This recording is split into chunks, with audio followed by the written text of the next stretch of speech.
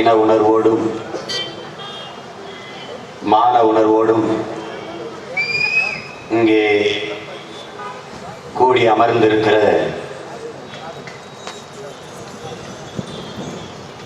என் உயிருக்கு மேலாக நான் நேசிக்கின்ற என் தாய் தமிழ் உறவுகள் அனைவருக்கும் என் அன்பு நிறைந்த வணக்கம்.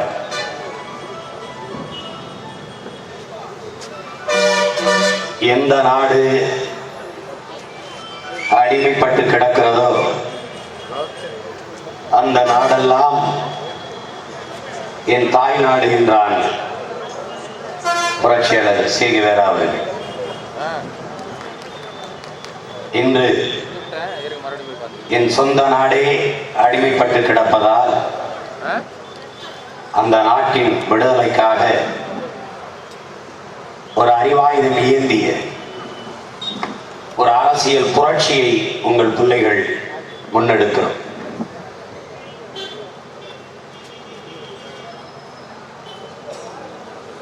எங்கள் திருநாட்டில் எங்கள் நல்ல ஆட்சியே என்ற பொது முழக்கத்தை முன்வைத்து எங்கள் திருநாட்டில் எங்கள் நல்ல ஆட்சியை பொங்கிடுக வாய்மை பொழிந்திடுக என்றே நீ செங்கலை சீர்க்கையால் பொன்னல்லி பூசிய கங்குள் நிகர்த்த கரும்புயிலே கூவாயோ என்று எங்கள் புரட்சி பாவலர் பாரதிதாசன் பாடுகிறார். அவருடைய அந்த கனவை, அவருடைய அந்த உயர்ந்த நோக்கத்தை நிறைவேற்றுவதற்காகவே அவருடைய பிள்ளைகள் இந்த களத்தில் செந்தமிழை செந்தமிழ் நாட்டை சிறை வைக்க நந்தமிழர் உள்ளத்தில் வையம் நடுங்கும் வெந்தனல் ஒன்று விரைந்து வளர்ந்ததென்று குந்தி குரல் எடுத்து கூவாயோ கரும்புயிலே என்று எமது பாவேந்தன் கூறுகிறார்.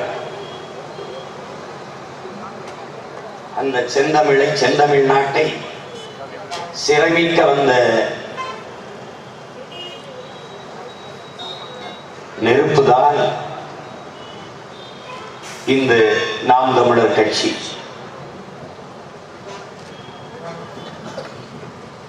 என் அன்பிற்குரிய மக்களே, எனது அருமை சொந்தங்களே, அரை நூற்றாண்டு கால இந்த திமுக அதிமுக ஆட்சியில் எண்ணற்ற சாதனைகளை அவர்கள் நிகழ்த்தி இருக்கிறார்கள். அதில் ஒன்று சலுகை, இன்னொன்று போனஸ், அடுத்தது மானியம், அடுத்தது இலவசம், அடுத்தது நிவாரணம். இதுதான் 50 ஆண்டுகளில் இந்த இரண்டு பெரும் கட்சிகளில் சாதித்த சாதனை. ஐயா கலைஞர் அவர்கள் சொல்வார்கள், 2 ரூபாய்க்கு 1 கிலோ அரிசி போட்டேன். ஏனென்றால் 2 ரூபா கொடுத்துதான் 1 கிலோ அரிசி வாங்கி சாப்பிட்டு பயிர் வளர்த்து உயிர் வளர்க்க முடியுங்கிற நிலையில தமிழன் இருக்கிறான். அவ்வளவு தூரம் பொருளாதார வளர்ச்சி, வாழ்வாதார உயர்வு. பிறகு அடுத்த தேர்தல் அறிக்கையில் அந்த 2 ரூபா கிடையாது, 1 ரூபா, 1 ரூபாய்க்கு 1 கிலோ அரிசி. ஏனென்றால் 2 ரூபா கொடுக்க முடியல வளர்ச்சி. அப்புறம் 1 ரூபா கொடுத்தா வாங்கி சாப்பிட்ற நிலைக்கு வளர்ந்துட்டான் தமிழன். அப்புறம் அடுத்த தேர்தல் அறிக்கை, அம்மா வராங்க, அந்த 1 ரூபாய் இல்லை, இலவசம். ஏன்னா 1 ரூபா கொடுத்து கூட 1 கிலோ அரிசி வாங்க முடியாத நிலைமைக்கு தமிழனுடைய வாழ்வாதாரம் வளர்ந்துச்சு. சாதனை சாதனை. கல்லு மாவுல கோலம் போட்டா ஈக்கி எறும்புக்கு இரையாக இருக்காது என்று கருதி அரிசி மாவுல கோலம் போட்ட என் அன்னை தமிழ் சமூகத்தை அரைப்படி காப்படி அரிசிக்கு அல்லாட விட்ட சாதனை தான் இந்த திமுக அதிமுக சாதனை. அன்புக்குரிய மக்கள், அறிவார்ந்த சொந்தங்கள், இதை சிந்திச்சு பார்க்கணும். எங்களை எல்லாம் பல்லாயிரக்கணக்கில் பள்ளிக்கூடம் திறந்து படிக்க வைத்த பெருந்தலைவர் காமராஜர் அவர் சொல்லல, நான் சாதனை செஞ்சேன். 44 ஆண்டுகளா எங்களை குடிக்க வைத்த இந்த தலைவர்கள் பெருத்த சாதனை செய்து கொண்டதாக சொல்லிக் கொண்டிருக்கிறார்கள். ஐயா கலைஞர் அவர்கள் அவருடைய கட்சி அண்மையிலே பக்கம் பக்கமா விளம்பரம் கொடுத்தது. என் அன்பிற்குரிய சொந்தங்கள் மறந்துக்க மாட்டீங்க. விடியட்டும் முடியட்டும் விடியட்டும் என்று விளம்பரம். அதுல ஒரு விளம்பரம் வந்தது. பல நாட்கள் பக்கம் பக்கமா எல்லா செய்தித்தாளையும் முழு பக்க விளம்பரம். வெள்ளத்துல செத்தவனுக்கு நிவாரணம் 1 கோடி. ஆனா இதுல இந்த விளம்பரம் கொடுத்தது மட்டும் 50 கோடி. என் அன்பிற்குரிய சொந்தங்கள் சிந்திச்சு பார்க்கணும். ஆட்சியாளர்களின் சாதனையை சொல்றேன். இவங்க கட்சி காசு காசோ போடுறாங்க, ஏற்கனவே கலவண்ட காசை கூட இருக்கலாம். ஆனா அம்மா சைலஜாவும் சாதனையை போடுறாங்க, அது மக்கள் காசு, அரசு காசுல போடுறாங்க. அதுல ஒரு விளம்பரம் வருது, ஆளுமா டோலுமா சட்டம் ஒழுங்கு அவுட்டுமா. அழகு தமிழ் பேசி அடுக்கு மொழி பேசி வளர்த்த கட்சி காணாப்பாட்டு அளவுக்கு இறங்கி ஆளுமா டோலுமாவுக்கு வந்துருச்சு. நினைச்சு பாருங்க, ஆளுமா டோலுமா சட்டம் ஒழுங்கு அவுட்டுமா. சட்டம் ஒழுங்கு சரியில்லை, அதை சொல்றதுக்கு இவர்களுக்கு தகுதி இல்லை, உரிமை இல்லை. அதான் இருக்கிற உண்மை. அதை நம்பிக்கைகள் புரிந்து கொள்ளணும். ஜெயலலிதா ஆட்சி சரியில்லை, கொடுமை, மோசம், நான் தான் சொல்லணும், நீங்க சொல்லக்கூடாது. ஏன்? ஜெயலலிதாவை பிரசவித்த தாயே ஐயா கலைஞர் தான், வெத்து போட்ட ஆளே ஐயா தான். ஐயா கலைஞர்களுடைய கொடுமையான ஆட்சி, அவரும் அவர் குடும்பமும் செஞ்ச கொடுமை, அதனுடைய குழந்தை தான் ஜெயலலிதா. இதை தாங்க முடியாம குத்துறான், போடா ஓட்டை. ஐயா கலைஞர் அவர்கள் மட்டும் அன்பிற்குரிய சொந்தங்களே, பெருந்தலைவர் காமராஜராக, ஐயா பெருமகன் கக்கராக, ஐயா ஜீவானந்தமாக இருந்தால் ஏது எம்ஜிஆர், ஏது இந்த நாட்டிற்கு ஜெயலலிதா? அறிவார்ந்த எனது சொந்தங்கள் சிந்திச்சு பார்க்கணும். இங்க என்ன நடக்குது பாருங்க. சட்டம் ஒழுங்கு அவுட்டு. இது யாரு பேசுறா? தினகரன் பத்திரிகை அலுவலகத்தை எரிச்சு கொண்டு 3 பேரை கொலை செஞ்ச போது கெடாத சட்டம் ஒழுங்கு. நடைப்பயிற்சியில இருந்த அந்த கட்சியின் மூத்த தலைவர் நம்ம ஐயா தா கிருஷ்ணனை கொலை செய்யும் போது கெடாத சட்டம் ஒழுங்கு. ஈழ படுகொலையை தடுப்பதற்கு நீதிமன்ற வளாகத்திலே வழக்கறிஞர்கள் பல்லாயிரக்கணக்கில் போராட்டம் நடத்துகிற போது காவல்துறை வச்சு தடியணை நடத்தி நீதிபதி ஆதித்தன் மண்டையும் உடைச்ச போது கெடாத சட்டம் ஒழுங்கு. இப்போது கெட்டுவிட்டது என்று சொல்வது எவ்வளவு வேடிக்கையானது என்று பார். ஒரு கவிதை ஒருவன் எழுதியிருக்கிறான். என் அன்பிற்குரிய சொந்தங்களே, இப்படித்தான் 5 ஆண்டுக்கு ஒரு முறை நீ செய்கிற அராஜகங்கள், கொடுமையான அட்டுழியங்கள், தாங்கிக் கொள்ள முடியாத சர்வாதிகார போக்கு, இதெல்லாம் ஒவ்வொரு 5 ஆண்டுக்கு ஒரு முறை என்னை புனிதனாக்குகிறது. மறுபடி நான் ஆட்சி செய்யும் போது நான் செய்கிற கொடுமையான ஆட்சி, நான் செய்கிற அராஜகம், நான் செய்கிற அட்டுழியங்கள் எல்லாம் உன்னை புனிதனாக்குறது. இப்படி ஒவ்வொரு முறையும் மாறி மாறி நாம் இப்படித்தான் புனிதமாக்கிக் கொள்கிறோம் என்று ஒருத்தன் கவிதை எழுதுகிறார்.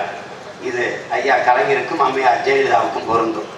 என் அன்பிற்குரிய சொந்தங்கள் இதை புரிந்து கொள்ள வேண்டும்.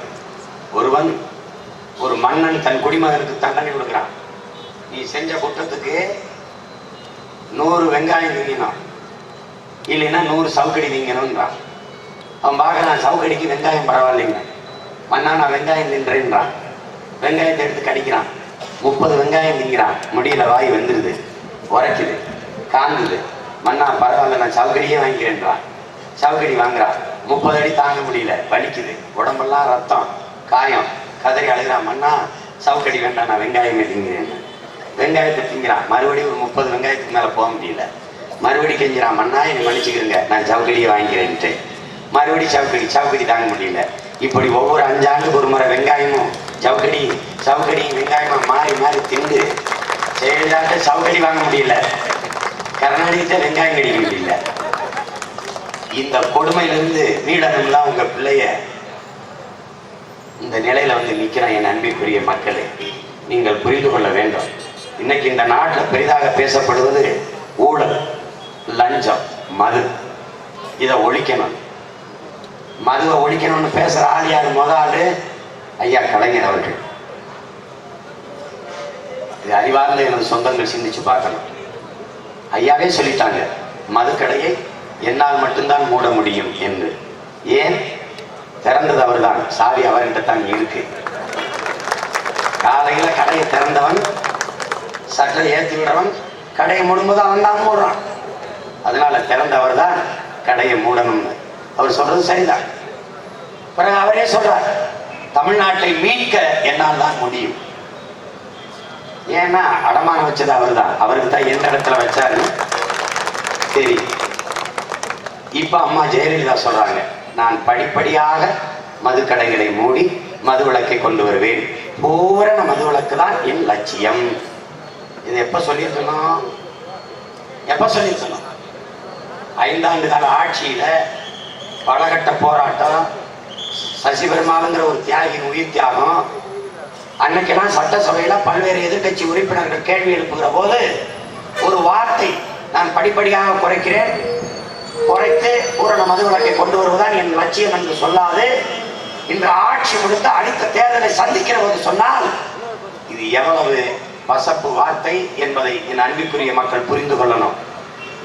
உண்மையிலே அக்கறை இருந்தால் அன்றைக்கு நாங்கள் கேட்ட கோரிக்கை என்ன? நீங்கள் படிப்படியாக கூட மூடுங்கள், ஆனால் பள்ளிக்கூடங்கள், கல்லூரிகள், வழிபாட்டு தலங்கள், மருத்துவமனைகளில் இருக்கிற மதுக்கடைகளை மூடுங்கள் என்று கோரிக்கை வைத்து போராடணும். இவர்கள் என்ன சொல்வது, நான் என்ன கேட்பது என்று அதிகார திமிரில் இருந்த அம்மையார் ஜெயலலிதா இன்று படிப்படியாக மதுக்கடைகளை மூடுவேன் என்று சொல்ற வார்த்தையை எப்படி நம்புவது? அதற்கான முயற்சியை ஆட்சியில் இருக்கும்போது செய்திருந்தால் அந்த நம்பிக்கை நமக்கு ஒரு துளியினம் வந்திருக்கும். வரல. அவங்க சொல்றாங்க, நேற்று ராத்திரி பேசும்போது நான் சொன்னதைத்தான் செய்தேன் என்று சொல்றாங்க. நான் சொன்னதையெல்லாம் செய்துட்டேங்கிறாங்க. நான் கேட்டேன் காலையில, சொன்னதெல்லாம் செஞ்சிட்டீங்களாமா, ஆனா ஜெயிலுக்கு போக நீங்க சொல்லலையே, ஏன் போனீங்க? அதை நீங்க சொல்லலையே. அடிக்கடி குடநாட்டுக்கு போக ஓய்வெடுக்க நீங்க சொல்லலையே, ஏன் போனீங்க? எம்எல்ஏ மந்திரி எல்லாம் 24 காலையில விழுந்து கிடக்கிறப்பன்னு நீங்க சொல்லலையே, ஏன் விட வச்சீங்க? அதை சொல்லல. தமிழர்களை எல்லாம் மொட்டையடிப்பேன்னு சொல்லலையே. தமிழச்சி எல்லாம் மண்ணுல தரையில சோற போட்டு திங்க வைப்பேன்னு சொல்லலையே. அதெல்லாம் ஏன் செஞ்சீங்க? அதெல்லாம் ஏன் செஞ்சீங்க?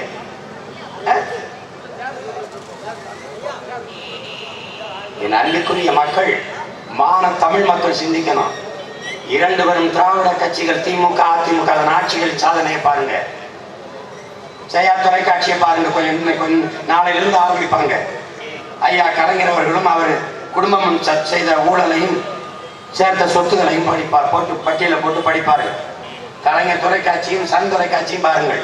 அம்மையார் ஜெயலலிதாவும் அவரை சார்ந்த அம்மையார் சசிகலா அவர்களும் அடித்த கொள்ளையும் செய்த ஊழலையும் பட்டியலிட்டு படிப்பார்கள்.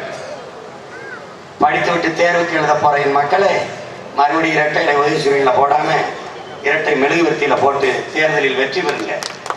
தயவு செய்து உங்களை கெஞ்சி கேட்கிற உங்க பிள்ளை, மறுபடியும் அந்த தவறை செய்யாதீங்க. இந்த முறை செய்வது வரலாற்றில் பெரும் பிழையாகி போகும்.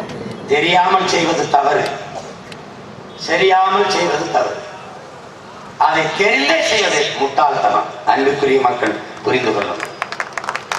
இந்த மது போதைக்கு மயக்கி நம்மை தெளிய விடாமல் வைத்திருப்பது போல இந்த சின்னங்களுக்கு மயக்க வச்சிருக்கான்.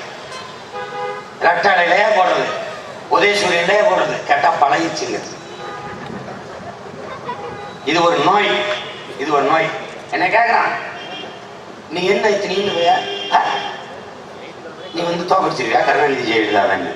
என் தலைவன் சொன்னான், சிங்கள பெரும் ராணுவ பூதத்தை 2,50,000 பேர், 2,50,000 பேர் சிங்கள ராணுவ வீரன், வெறும் 20,000 பேர் விடுதலை புலி மறவர்கள். என் தலைவன் வீரமாமுனிவர் எழுதின தேம்பாவணி காவியத்திலிருந்து ஒரு கதையை சொன்னான். கோழியாத்துங்கிற பூதம், பெரும் பூதம். கருணாநிதி ஜெயலலிதா மாதிரி 2 பேரும் திராவிட பூதங்கள் ஒன்னானின்னா எப்படி இருக்குமோ அப்படிப்பட்ட பூதம். தாவீதுன்னு ஒரு சின்ன பையன், தெருவில் விளையாடிட்டு இருக்கிறவன், கோழி குண்டு அடிக்கிற பையன், களிமண் உருண்டைய பிடிச்சு காட்டுவில் ஒண்டி வில்ல வச்சு ஒரே அடியா நெத்தி பொட்டில் அடிச்சான். சாந்தி விழுந்தான் கோழியாத்துங்கிற போதும். அந்த நெத்தி பொட்டில் அடிக்கிற பிள்ளையதான் இந்த தாவீதுங்கிற அந்த வீரனை போல இருந்த பிள்ளையதான் நாம் தமிழர் பிள்ளைங்க. முடியாத ஒண்ணே கிடையாது. மார்க்ஸ் சொல்றான் 50 ஆண்டுக்கு மேல 50 ஆண்டுகளுக்கு மேல எந்த தத்துவம் நினைச்சு வாழ்ந்தது இல்லைங்கிறான் மார்க்ஸ். அவனைதான் சொல்றான் மாறாது என்ற சொல்லை தவிர மற்றவை அனைத்தும் மாறிவிடுங்கிறான். அவன் தான் சொல்றான் மாற்றம் என்பது மானுட தத்துவம், மாறாது என்ற சொல்லை தவிர மற்றவை அனைத்தும் மாறிவிடுங்க. மாறும், மாற்றுவோம். நாங்கள் காலம் வரும் என்று காத்திருக்கிற பிள்ளைகள் இல்ல, எமக்கான காலத்தை உருவாக்க வந்த பிள்ளைகள், புரட்சியாளர்கள். இங்க பல பேர் ஒரு பிம்பத்தை வச்சிருக்காங்க, ஜெயலலிதா, கருணாநிதி. அதெல்லாம் ஒண்ணும் கிடையாது, ஒண்ணும் கிடையாது. நீ ஓட்டு போடாம விட்டு பாரு, ஒன்னு ஒத்த பையன் மதிக்க மாட்டான், ஒத்த பையன் மதிக்க மாட்டான்.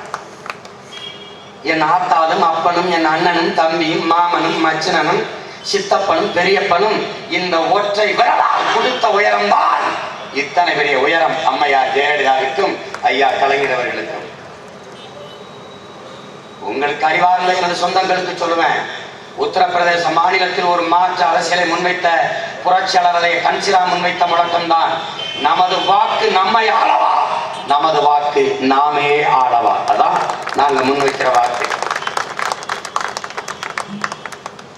இந்த நாட்டை ஆளுகிற அதிகாரம், இவ்வளவு பெரிய வலிமை அம்மையார் ஜெயலலிதாவிற்கு, ஐயா கலைஞருக்கு யாரால் வந்தது, எதனால் வந்தது?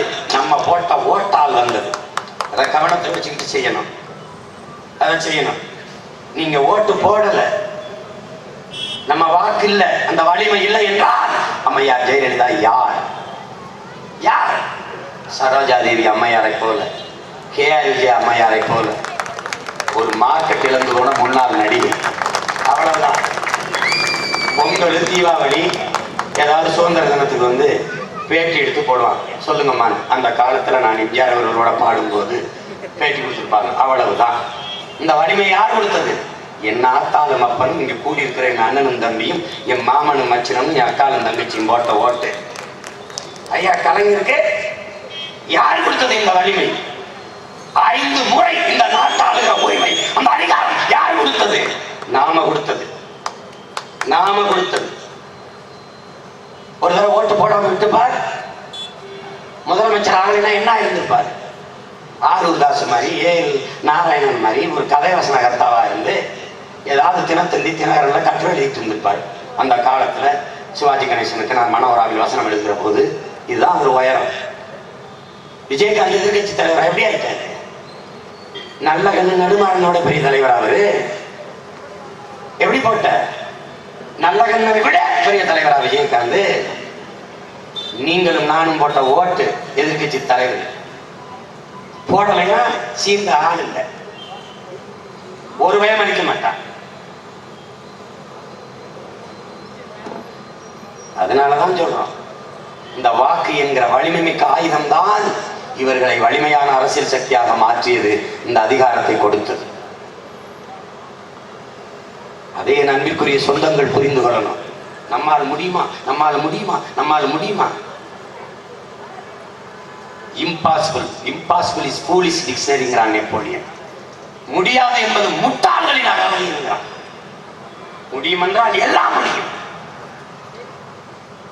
எங்களால் முடியாதது எவராலும் முடியாது, எவராலும் முடியாதது எம்மால் முடியும் என்கிற தன்னம்பிக்கை. எங்களை வளர்த்தவன் அப்படி வளர்த்தான். இந்த நாட்டின் விடுதலைக்காக ராணுவம் கட்டிய புரட்சியாளர் சுபாஷ் சந்திர போஸ், உன்னை ஒருவனாலும் தோற்கடிக்க முடியாது, உன் நம்பிக்கையில் நீ தோற்கிற வரை என்கிறார். அவரை முன்னத்தியாராக முன்மாதிரியாக கொண்டு எம்மீன விடுதலைக்கு புரட்சி செய்த புரட்சியாளர் என் தலைவன் பிரபாகரன் சொல்கிறார், நல்லவர்கள் கூட தோற்றதாக வரலாற்றில் செய்தி உண்டு, நம்பிக்கை கொண்டவர்கள் தோற்றதாக வரலாற்றில் செய்தி இல்லை என்கிறார். நாங்கள் நல்லவர்களாகவும் அதே நேரம் அடர்த்தியான நம்பிக்கை கொண்டவர்களாகவும் இந்த நிலத்தில் நிற்போம். 234 தொகுதி நீ போட்டியாமே சிம்மா, நம்ம அவ்வளவுதானே தொகுதி இருக்கு, இல்லைன்னா அதுக்கு மேலே போட்டு அவ்வளவுதானே இருக்கு. என்ன நம்பிக்கையில் இல்ல, எந்த ஜெயலலிதா, கருணாநிதி, விஜயகாந்தே நம்பி நிற்கும் போது நான் நிக்க கூடாதா? என்னை ஒருத்தன் கேட்கிறான், நீ என்ன முதலமைச்சராக தான் கட்சி ஆரம்பிச்சியான்னு. ஏன்டா முச்சந்திலிருந்து கத்திச்சாகிறதுக்கடா கட்சி ஆரம்பிச்சான்? தமிழர் நாட்டை நாய் பேய் நரி பூனை பண்ணியெல்லாம் ஆளணும்னு ஆசைப்படுதடா. புலி ஆளக்கூடாதடா, புலி ஆளக்கூடாதா? புலி மான தமிழ் மக்களடா. என் பாட்டன் முப்பாட்டன் சேர சோழ பாண்டியன் கொடிய பாரு. சேர பாட்டன் வில்லம்பு, பாண்டிய பாட்டன் மீன், சோழ பாட்டன் புலி. மீன் எப்படி அப்படி பாயும், அப்படியே சொல்லும். வில் அம்பு பாயும், புலி பாயும். பாய்ச்சல் இருக்கிறதுடா எங்களுடைய அடையாள புலிய. பாய்ச்சல் இருப்பான் தமிழன். அப்படி வடிவமைச்சாங்க என் முன்னோர்கள். அதுல என் புலிய பிடிச்சுக்கிட்டா சீமான். சேர மன்னன் சேர எல்லைக்கு உட்பட்ட பகுதியிலே ஆண்டான் என் பாட்டன், மூத்த பாட்டன். அடுத்த பாட்டன் பாண்டியன், அவன் எல்லைக்கு உட்பட்ட நாட்டையே நிலப்பரப்பை ஆண்டான். இந்த சோழ பாட்டன் கடல் வட கடந்து படை வட நடத்தி உலகத்தின் பல்வேறு நிலப்பரப்புகளை கண்டு மூன்றாவது ஒரு மல்லரசை நிறுவிய பெரும்பாட்டன். அதனால புலியை எடுத்தோம், எங்க கொடியை எடுத்தோம். நான் இமயத்திலும் ஈழத்திலும் ஒரு சேர பறந்த கொடி இந்த புலிக்கொடி. எத்தனையோ விலங்குகள் இருக்கு, அதுல ஏன் புலியை என் பாட்டை எடுத்தான். 1000 மிருகங்களோட நின்னாலும் புலி அப்படி தனியா தெரியும், தனிச்சு. இப்ப நாம் தமிழர் கட்சி தனிச்சு நிற்க, அவரோட கூட்டணி இவரோட கூட்டணி. இன்னொரு முடிவு பாருங்க, எத்தனை இடத்துல நிக்கிறது, யாரை எங்க நிப்பாட்டுறது, எவனோட எவன் சேர்றது. என்ன கேட்டாங்க, நீங்க யாரோட சேர்றது? நரி 4 நரியை கூட்டிக்கிட்டு வேட்டைக்கு போனா நல்லா இருக்கும், நாய் 4 நாயை கூட்டிகிட்டு வேட்டைக்கு போனா நல்லா இருக்கும், புலி 4 புலி பூனை கூட்டிகிட்டு நாயை கூட்டிகிட்டு வேட்டைக்கு போனா நல்லா இருக்கும். புலி தனியா வேட்டைக்கு போனா 1000 மிருகங்கள் நின்னாலும் தனிச்சு நிற்கும், தனிச்சு நின்னாலும் 1000 மிருகங்களோட நிக்கிற திமிரோட நிற்கும். அதுதான் புலி. ஏதாவது பயப்படுற மாதிரி தெரியுதா எங்களெல்லாம் பார்த்தா? என்னடா ஜெயலலிதா, யாரு கண்ணு ஜெயலலிதா? கண்ணுக்கே தெரியல எனக்கு.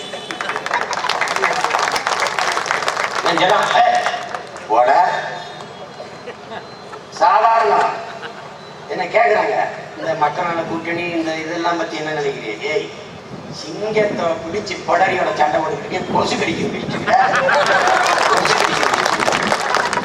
எதிரியை தீர்மானிச்சுட்டேன். கருணாநிதி ஜெயலலிதா ஏன் 2 பேரையும் ஓடிச்சுல? போர்ல செத்தேன், நிம்மதியா கலைஞர் உறங்கிட்டாரு. நீர்ல செத்தேன், ஜெயலலிதா நிம்மதியா உறங்கிட்டாங்க. 2 பேரையும் ஒழிச்சாதான் நாங்க நிம்மதியா தூங்க முடியும். அதுதான் வேலை. இந்த வேலை மாறி மாறி ஏமாத்துவான். அண்ணா நூலகத்தை ஐயா கலைஞர் திறப்பாரு, ஜெயலலிதா முடிவாங்க. சட்டசபை கட்டிடத்தை அவர் திறப்பாரு, மருத்துவமனை ஆக்கிடுவாங்க. அவங்களே சொல்றாங்க, கலைவாண அரங்கத்தை அவர் இடித்தார், நான் கட்டினேன். எப்படி பாருங்க, எப்படி என்ன செஞ்சாலும் இழுத்து செய்வாங்க. அவர் சிறப்பு முகாமை திறந்தாரு, நீங்க மூடுங்கம்மான்னு. அது மட்டும் இல்ல, ஏன்னா தமிழர் நலன் இருக்கு, அதுக்கு 2 பேரும் ஒன்னா இருப்பாங்க. சிறப்பு முகாம் கொண்டு வந்தது அந்த சித்திரவதை முகாமை தொடங்கியது ஐயா கலைஞர். அவர் எது செய்தாலும் எதிர்த்து செய்கிறீரே, இதை எதிராக மூடுங்கன்னு கேட்டேன். மூடல. ஏன்? தமிழருக்கு எதிராக 2 பேரும் ஒன்னா இருப்பாங்க. நுட்பமா பார்த்துக்கணும் நீங்க தான். இதுக்கு நிறைய உதாரணம் சொல்ல முடியும். இப்ப அணுவிலே எடுத்துக்கிறீங்களேன், அது திறக்கணுமா மூடணுமா? அம்மா ஜெயலலிதா கேளுங்க, திறக்கணும். ஐயா கலைஞர் கேளுங்க, திறக்கணும். ஏன்? சாகரன் தமிழன் தானே. ஈழ விடுதலை 2 பேருமே கிடையாதுன்னு விடுதலை புலிகள் 2 பேருமே பயங்கரவாதின்னு தான் சொல்லுவாங்க. காங்கிரஸ் பாரதிய ஜனதா எடுத்துக்கிறீங்களேன், காங்கிரஸ் பாரதிய ஜனதா எதிர்த்து பேசும். ஆனால் தமிழர் நலன் தமிழர் உரிமை என்று வருகிற போது 2 ஒன்னா நிற்கும். உங்களுக்கு சான்று வேணுமா? கச்சத்தீவு எப்போதும் இந்தியாவுக்கு சொந்தமாக இருந்தது இல்லை, கொடுத்ததா? ஏய், உனக்கு சொந்தமா இல்லை இல்ல, அப்புறம் எப்படி எடுத்து கொடுத்த? அதுக்கு பதில் திருடி கொடுத்தியா? அதுக்கு பதில். ஒரே மாதிரி பேசுவாங்க, கோரசா பேசுவாங்க. ஈழ விடுதலை நோ, இலங்கை ஒரே நாடு. பிரபாகரன் தீவிரவாதி, விடுதலை புலிகள் பயங்கரவாதிகள். அணுகுலை திறக்கணும், எதிர்த்தா தேசத்துறவாதி, மீத்த நீர் காற்று எடுக்கணும்.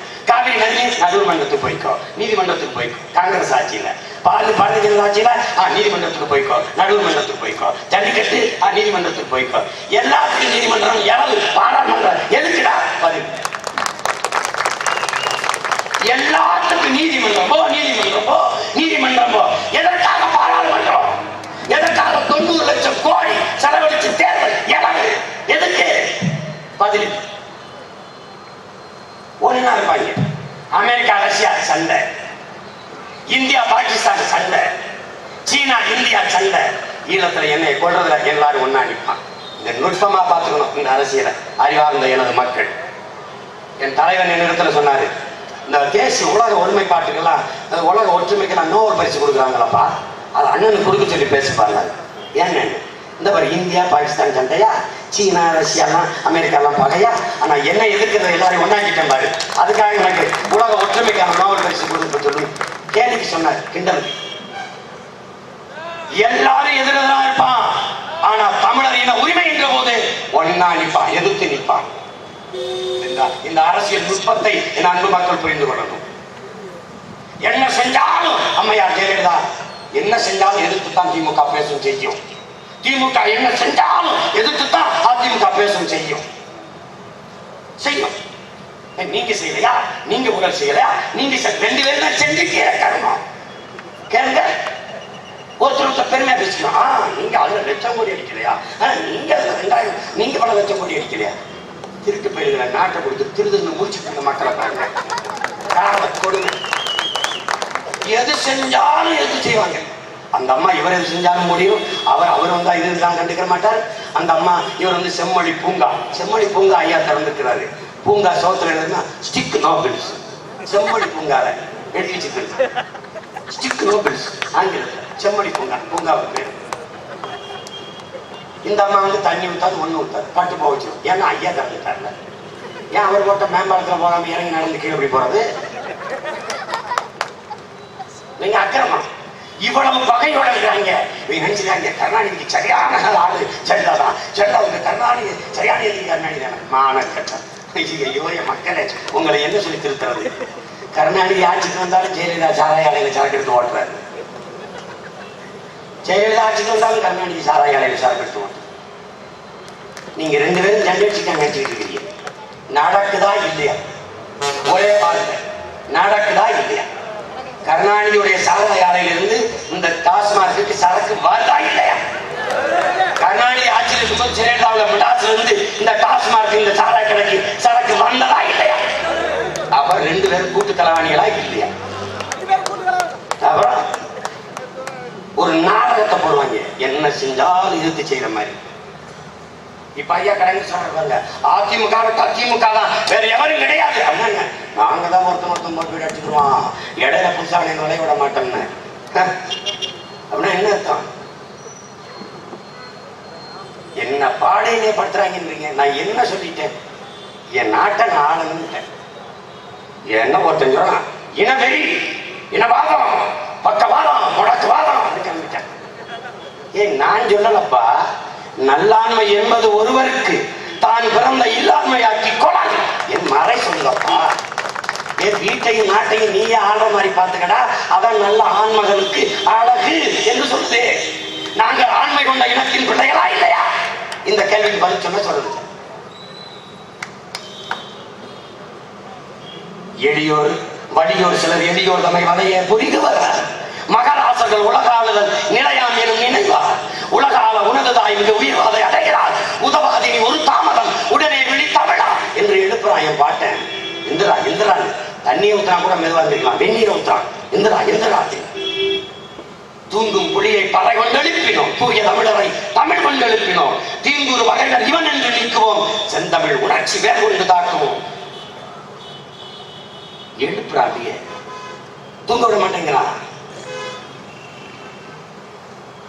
பண்டை பெரும்புகள் உடையவமா இல்லையா? பாருக்கு வீரத்தை சொன்னோமா இல்லையா?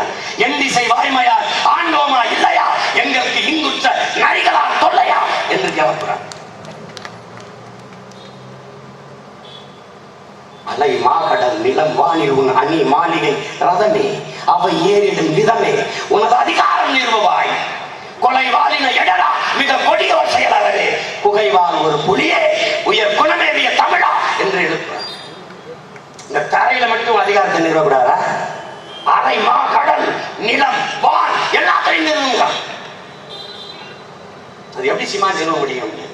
அந்த பாவேந்தன் பாரதிதாசனுடைய பேரை நிறுவனா யாரு? என் தலைவன் பிரபாகரன். தமிழீழ நாட்டுல வான்படை, கடற்படை, தரைப்படை எல்லா இடத்துலயும் அதிகாரத்தை நிறுவனம்.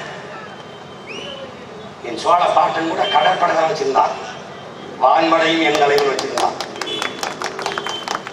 நானா ஏதோ சொல்ற மாதிரி பேச்சுக்கிறாங்க. மொழி வெறியன்தான் தமிழ்னு பேசுறான் சீமான். யாமறிந்த மொழிகளிலே தமிழ் மொழி போல் இனிதானது எங்கும் காணுங்கிறான் எங்க பாட்டன் பாரதி. அது மொழி வெறியனாப்போ செந்தமிழ் நாடு என்னும் போதினிலே இன்பத்தேன் வந்து வாயுது காதினிலேங்கிறான். அவன் பிரிவினவரியா? அவன் இனவாதியாப்போ? என்னடா முதல்ல அம்மாவுக்கு மாடான்றதாட அத்தைக்கு மருமனா இருக்க முடியும்? என்னது அர்த்தமற்றதா இருக்கு? என் மொழியின் மீது, என் இனத்தின் மீது, என் நாட்டின் மீது பற்றில்லாது எவ்வளவு பிறர் மீது பற்று வரும்? எப்படி பற்று வரும்? நாங்கள் தமிழர்கள் என்பது இனவெறியாம். அப்ப நாங்கள் திராவிடர்கள் என்பது சரங்கு சொரியாது. அது வெறி இல்லையா? பிறப்பின் அடிப்படையில் சீமான் இனவாதம் பேசுகிறான். ஒவ்வொருவரையும் டிஎன்ஏ டெஸ்ட் எடுக்கிறான். தமிழரை அங்கு டிஎன்ஏ டெஸ்ட் எடுக்கிறானா? நான் கேட்டேன், ஆரிய திராவிடர்கள் எந்த லெவலில் டெஸ்ட் எடுத்தீங்க? அதை எந்த லெவலில் டெஸ்ட் எடுத்தீங்க? நீங்க எடுத்த லெவலில் பக்கத்து லெவலில் கூட இல்லை, அதே லெவலில் தான் தமிழர் டெஸ்ட் எடுக்கிறேன். என்ன நக்கல், என்ன நையாண்டி! தமிழர் நாட்டை தமிழரை மலையாளி ஆளலாம், அது சரி. தமிழர் நாட்டை தமிழரை கன்னடர் ஆளலாம், அது சரி. தமிழர் நாட்டை தமிழரை தெலுங்கர் ஆளலாம், அது சரி. தமிழர் நாட்டை தமிழர் ஆள வேண்டும் என்பது வெறியா? இதுக்கு என்ன பதில் இருக்கிறது? என் நாட்டை, என் நிலத்தை நீங்கள் ஆண்டால் நான் அடிமை. நான் ஒருபோது அடிமையா இருக்க முடியாது, விரும்பல. ஏனென்றால் அண்ணல் அம்பேத்கர் சொல்வது போல நான் யாருக்கும் அடிமை இல்லை, எனக்கு யாரும் அடிமை இல்லை. நாங்கள் தெளிவா இருக்கோம். 1000 ஆண்டுகள் அடிமையாக வாழ்வதை விட ஒரு நொடியையும் சுதந்திரமாக வாழ்ந்து சாவது மேலானது என்ற தத்துவத்தை ஏற்றப்பட்டது நாங்கள். அதுவும் அந்த சுதந்திரத்திற்காக போராடி சாவது அதை விட மேலானது என்ற உன்னத நோக்கத்தை கொண்ட பிள்ளைகள். சும்மா வந்த மண்ண ஆட விட்டு கை கட்டி மண் கொடுத்துக்கிட்டு மொட்டை அடிச்சுட்டு ஆள் கிடையாது. நாங்க வாழு நான் தாங்குவேன். எங்க தத்துவம் என்ன? தமிழர் நாட்டை தமிழரே ஆளணும், மற்ற எல்லோரையும் தாயன்போடு அரவணைத்து வாழணும். இதுதான் எங்க தத்துவ நிலைப்பாடு. இதுல நீ என்ன வேணாலும் பேசு, இனவெறியோ இனவாதமோ சூரியோ படையோ சிறங்கோ, அதை பத்தி எனக்கு கவலை இல்லை. நீ என்ன வேணாலும் நான் வெல்வத எந்த கொம்பாதிகம் வந்து இருக்க முடியாது. நாங்க அரசமைப்பத எவன் குற்றம் தான் இருக்க முடியாது.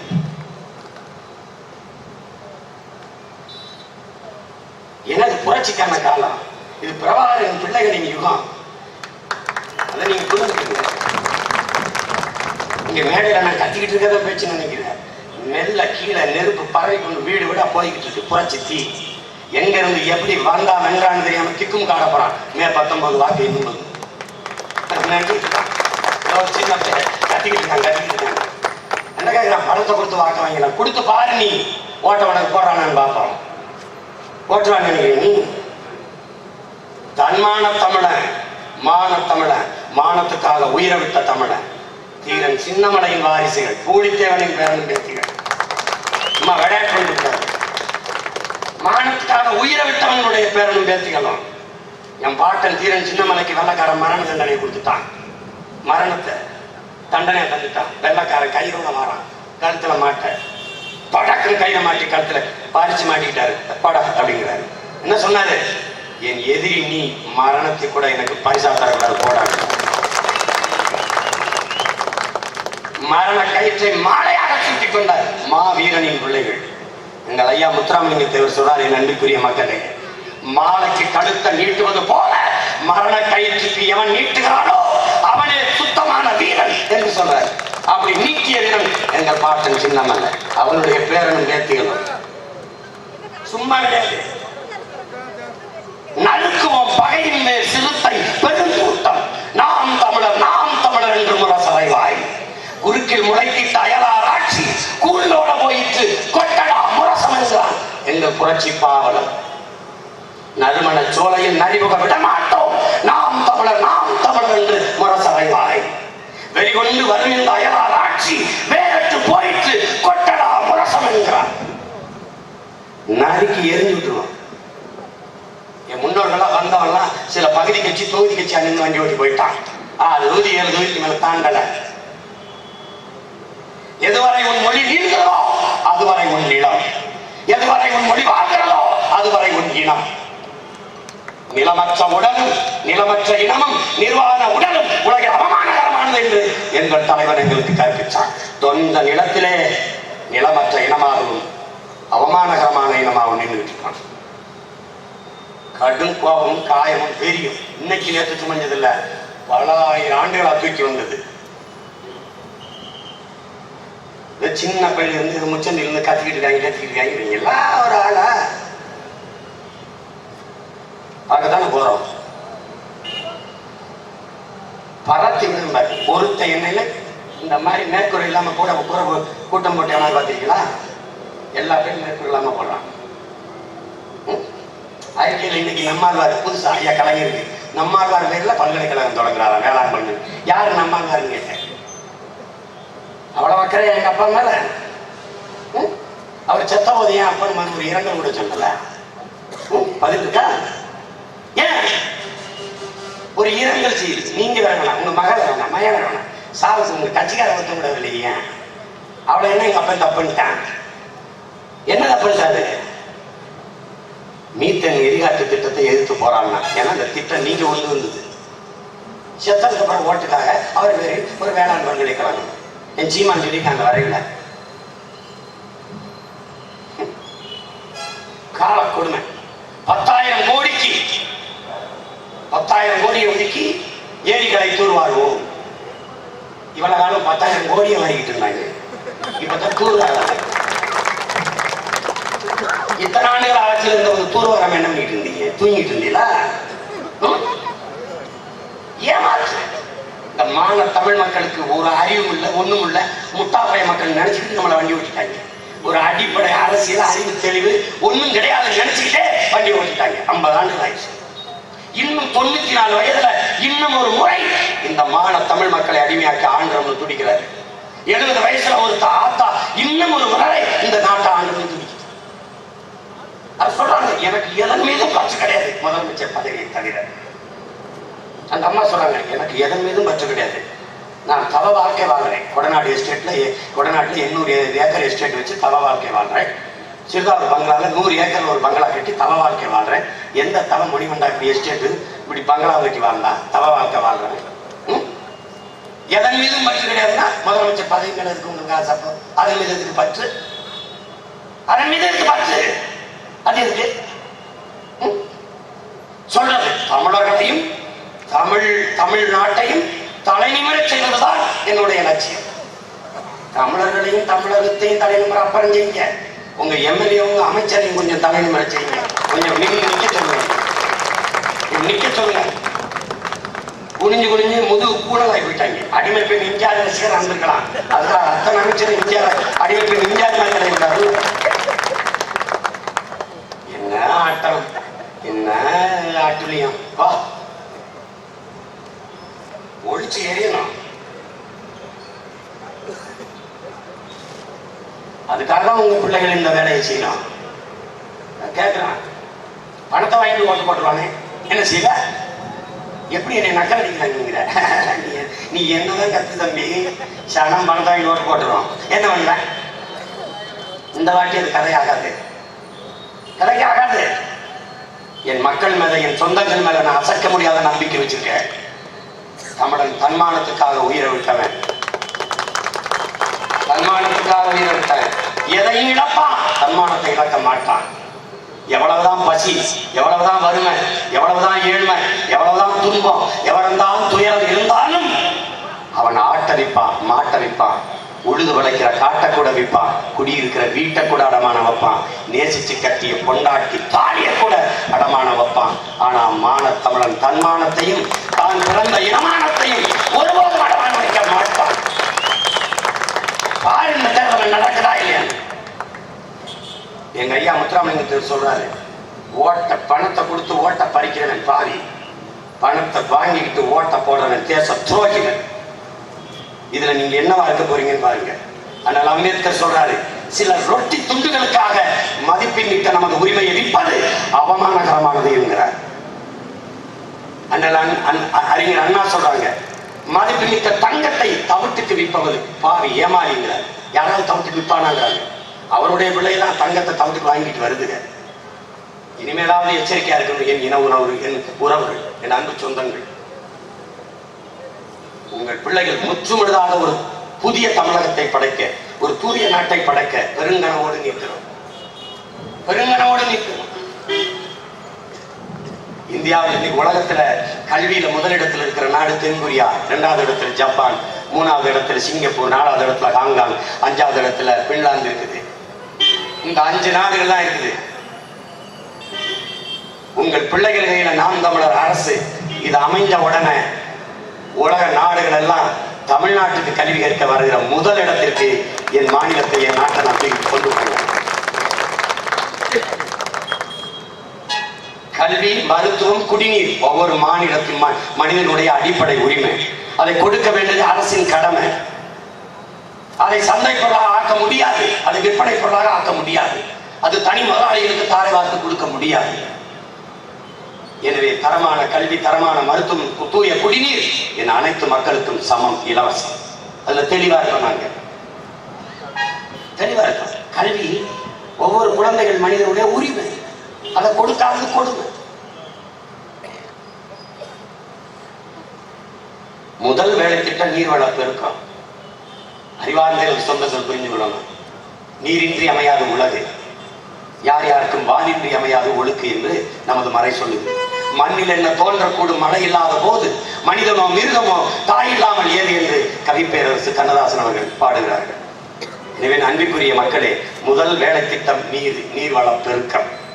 எப்படி பெருக்குவா சீமான்? எனக்கு வேண்டியது 400-500 டிஎம்சி தான் கையேந்தி நிற்கிறேன். கேரளா, கர்நாடகா, ஆந்திரா, இந்த மாநிலங்கள்ல எல்லாம். ஆனால் கர்நாடகா, ஆந்திராவை விட அதிகமாக மழை எனக்கு பெய்யுது. கர்நாடகாவில் 222 மில்லிமீட்டர் தான், ஆந்திராவில் 902 மில்லிமீட்டர் தான். எனக்கு 950 மில்லிமீட்டர் மழை பெய்யுது. 4000 டிஎம்சி எனக்கு தண்ணி கிடைக்குது. ஆனால் நான் 1100 டிஎம்சி தான் பயன்படுத்துறேன். 2100 டிஎம்சியை கடலில் கலக்க விடுறேன். இந்த 2100 டிஎம்சியை நான் சேமிச்சிட்டேன்னா கர்நாடகா, கேரளா, ஆந்திராவுக்கு கூப்பிட்டு உங்களுக்கு தண்ணி ஏதாவது வேணுமாப்பா என்று நான் கொடுக்குற உயரத்துக்கு வருவேன். சேமிச்சேன், ஏரிகளை வெட்டி சேமிச்சேன். தஞ்சையில என் பாட்டன் கரிகால் பெருமளச்சோழன் ஏரி, அருண்மொழிச்சோழன் ஏரி, ஆதித்ய கரிகாலன் ஏரி, குந்தவிநாச்சியார் ஏரி, இயற்கை வேளாண் பேரு நம்மாழ்வார் பெயர்ல 6-7 ஏரிகளை வெட்டி நான் நீர்த்தேக்கத்தை செய்வேன்.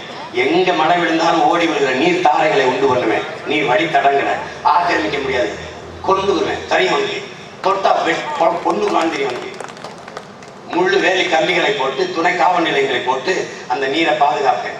ஒரு பையன் இங்க ஒன்றும் செய்ய முடியாது. எல்லா வழித்தடங்களையும் நீர் விழுந்தோன்னு அங்கே போய் நேரம் சேமிக்கிற மாதிரி செய்வேன். இந்த நீரை விவசாயத்துக்கு பயன்படுத்துவேன். பூமிக்கு அடியில் இருக்கிற கிணத்தடி நீர் பூமிக்கு அடியில் இருக்கிற நிலத்தடி நீரை உறிஞ்சி குடிநீருக்கு பயன்படுத்துவேன். ஏன்? பூமிக்கிலிருந்து வெளியில வர எடுக்கிற நீர் தான் தூய குடிநீராக இருக்கும். இது கற்றுக் கொடுத்தது என் பெரிய தகப்பன் நம்மாழ்வார். மேல தேக்கி இருக்கிற நிலத்து தண்ணீரை வேளாண்மைக்கு பயன்படுத்தணும்டா மகனே, பூமிக்குள்ள இருக்கிற தண்ணீரை குடிநீருக்கு பயன்படுத்தணும். ஏன்? மணலை விட சிறந்த நீர் வடிகட்டி உலகத்துல ஒன்றும் கிடையாது. எனவே பூமிக்குள்ள இருக்கிற நீரை குடிநீரா பயன்படுத்துவோம். அனைத்து உயிர்களுக்குமான நீர் தேவை, தண்ணீரை அடைவோம். தூய குடிநீர் எல்லாருக்கும் இலவசம். குடத்தை வச்சுக்கிட்டு என் மக்கள் பல மணி நேரம் காத்து கிடக்க வேண்டியதில்லை.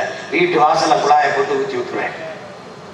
எல்லா வேலையும் செய்வோம். பாண்டியார் பொன்னம்பலால அணையை கட்டுவோம். 1955 போடப்பட்ட அந்த அடிக்கல் நாட்டப்பட்டு கேரள மக்களின் போராட்டத்தினால் கைவிடப்பட்டு 72 அதை கைவிட்டுட்டான். திருப்பி கூடலூர் 5 கிலோமீட்டர்ல இடம்லாம் பார்த்து வச்சுட்டேன். அணையை போட்டுவேன். சுற்றுச்சூழல் பாதிக்கப்படும், அவனை கீழே அடிக்கலாம் போட்டு மேல நட்டுவேன். சுற்றுச்சூழல் பாதிக்கப்படும் போராட்டம் தூக்கி ஜெயில போட்டு ஒரு வாரம் பட்டினி போட்டா பசிக்குது பண்ணல. சோறு யார் போடுறது? எனக்கு தெரியாத சுற்றுச்சூழலா? எனக்கு தெரியாத அக்கறை? பெருந்தலைவர் காமராஜர் நாகர்கோயிலில் சிற்றாறுல போய் அணை கட்ட போறாங்க ஐயா சிற்றாறுல. அங்க இருக்கிற ரப்பர் தோட்ட முதலாளிகள் வந்து ரப்பர் தோட்ட முதலாளிகள்லாம் ஐயா ரப்பர் தோட்டம் பாதிக்கப்பட்டிருக்கீங்கன்னு 1000 முதலாளிகள் ஐயா வந்து சந்திக்கிறாங்க. சரி இப்ப என்ன செய்யலாம், அதனால தயவு செய்து அணையை கட்டாதீங்க. அப்படியா? ஜனங்கள்கிட்ட போய் சோறுக்கு பதிலாக ரப்பரை திம்பாங்களான்னு கேட்டுவாங்க. திம்பாங்கன்னா அணையை கட்டாம விட்டுருதான். பாண்டியார் குணம்பலால போடுற அணைய நேர ராட்சச குழாய் வழியை மேட்டூர் கொண்டு போறேன். அங்க இருக்கிற தஞ்சை படுகை முழுக்க தண்ணி தேவையில்லை, முல்லை பெரியாற்று கொண்டு போறோம். ஒரு வெட்ட கையெந்த விட வேண்டியதில்லை. எண்ணற்ற திட்டம் நீங்க எழுதி வச்சிருக்கேன். உங்க பிள்ளை உங்க உடன் பிறந்தவன் மக்கள் அரசு டாக்டர் தட்டி படிங்க. இல்லைன்னா இந்த கட்சி வேட்பாளர்கிட்ட எனக்கு ஒரு புத்தகம் கொடுப்பான்னு வந்து படிங்க. நான் ஆட்சியாக வேண்டியதில்லை, இந்தியா இருந்தவில்லை, இந்த புத்தகம் ஆன்றோம். எல்லாம் அதுல இருக்கு. நீர்வள பெருக்கம், வேளாண்மை அரசு தொழில், தேசிய தொழில் அரசு பணி, வேளாண் பெருங்குடி மக்கள் வேளாண்மை செய்வது அரசாங்க பணியா மாறப்போகுது. என்னை நக்கல் அடிச்சான். கொசுமந்து அடிக்கிற அரசாங்க பணி, டாஸ்மார்க்ல சரக்குத்தி கொடுக்கிற அரசு பணி, ஆடு மாட்டுக்கு ஊசி போடுற அரசாங்க பணி, சத்தனம் போடுற ஆயா கவர்மெண்ட் எம்ப்ளாய், ஆயா கையில சத்தனம் கொடுக்குற எங்க ஆத்தாள் அப்பனும் கவர்மெண்ட் எம்ப்ளாயா இருக்கக்கூடாதுன்னா முடிக்கிறான். நேரம் இல்ல, கொல்ல பேச்சு பேச வேண்டியிருக்கு. மறுபடியும் வந்து பேசுறேன். இப்ப மறக்காம ரெட்டம் மெழுகுத்தி ஓட்ட போடுங்க, ஓட்ட போடுங்க, மறக்காம போடுங்க. நான் உங்ககிட்ட ஓட்ட கேட்கல, என் இனத்தின் உரிமையை கேட்கிறேன். வாக்க கேட்கல, நம் இனத்தின் எதிர்கால வாழ்க்கையை கேட்கிறேன். வருங்கால தலைமுறை பிள்ளைகளின் எதிர்காலத்தை கேட்கிறேன். நாம் தமிழர் கட்சிக்கு வாக்களிப்போம், நாளைய தலைமுறைக்கு வாழ்வழிப்போம். மாற்று அரசியலுக்கு வாக்களிப்போம், மான தமிழினத்திற்கு வாழ்வழிப்போம். என் அன்பிற்குரிய சொந்தங்களே, ஈரோடு கிழக்கு தொகுதியிலே போட்டியிடுகிற நார்வேல் இளவல் ஒட்டக்குத்தன் என்கிற அலாவுதீன் அவர்களுக்கு இரட்டை மெழுகுவர்த்தி சின்னத்திலே, ஈரோடு மேற்கிலே சோதிவேல் அவர்களுக்கு இரட்டை மெழுகுவர்த்தி சின்னத்திலே வாக்கு செலுத்துங்கள். பவானி தொகுதியிலே போட்டியிடுகிற சீதா லட்சுமி அவர்களுக்கு இரட்டை மெழுகுவர்த்தி சின்னத்திலே வாக்கு செலுத்துங்கள். மொடக்குறிச்சி தொகுதியிலே நன்கு சொந்தங்களே லோகு பிரகாஷ் அவர்களுக்கு இரட்டை மெழுகுவர்த்தி சின்னத்திலே, பெருந்துறை தொகுதியிலே தம்பி லோகநாதன் அவர்களுக்கு இரட்டை மெழுகுவர்த்தி சின்னத்திலே, கோவிச்செட்டி பாளையத்திலே கௌரியன் அவர்களுக்கு இரட்டை மெழுகுவர்த்தி சின்னத்திலே, அவிநாசி தொகுதியிலே சுமதி பிரகாஷ் அவர்களுக்கு இரட்டை மெழுகுவர்த்தி சின்னத்திலே, அந்தியூர் தொகுதியிலே மணிமேலை அவர்களுக்கு இரட்டை மெழுகுவர்த்தி சின்னத்திலே. என் பேரன்புக்குரிய பெற்றோர்களே, உயிருக்கு மேலாக நான் நேசிக்கும் உடன் பிறந்தார்களே, உங்கள் சின்னம் நமது சின்னம் இரட்டை மெழுகுவர்த்தி. தமிழ் இனத்தின் தன்மானத்திற்கான சின்னம் இரட்டை மெழுகுவர்த்தி. இது போர், பணநாயகத்திற்கும் ஜனநாயகத்திற்குமான போர். பணத்திற்கும் தமிழர் என்கிற இனத்திற்கும் அதன் மானத்திற்குமான போர். தீய ஆட்சி முறைக்கும் தூய ஆட்சி முறைக்கும் இடையிலே நடக்கிற போர். அன்பிற்குரிய சொந்தங்களே, எத்தனை விளக்குகள் நம் வீட்டில், அகல் விளக்கு, குத்து விளக்கு, சிமிழ் விளக்கு, எந்த விளக்கு தன்னை வருத்தி கொண்டு ஒளியை தருகிறது. ஆனால் மெழுகுவர்த்தி தன்னை வருத்தி கொண்டு உருக்கி கொண்டு அழித்துக் கொண்டு உலகத்திற்கு வெளிச்சத்தை தருகிற ஈகத்தின் அடையாளம். அப்படி எங்களை வருத்தி கொண்டு என் மக்களுக்கு உழைப்போம் என்பதை உணர்த்துகிற உதாரணம் தான் இந்த இரட்டை மெழுகுவர்த்தி. அதை மறந்து விடாமல் மான தமிழ் மக்கள் வாக்கு செலுத்துங்கள். நீங்கள் எடுக்கும் முடிவு தமிழ் இனத்திற்கான விடிவு. நம் ஒவ்வொரு வாக்கும் நம் இனம் காக்கும், நம் மண்ணை காக்கும், தமிழர் மானம் காக்கும் என்பதை மனதில் வைத்துக் கொண்டு 2016 மே 16 உருவாக்குவோம் புதிய அரசியல் வரலாறு. புரட்சி எப்போதும் வெல்லும், நாளை மலரும், நமது அரசு சொல்லும். நாம் தமிழர், நாமே தமிழர். இந்த ஊர் ஸ்பெஷல்.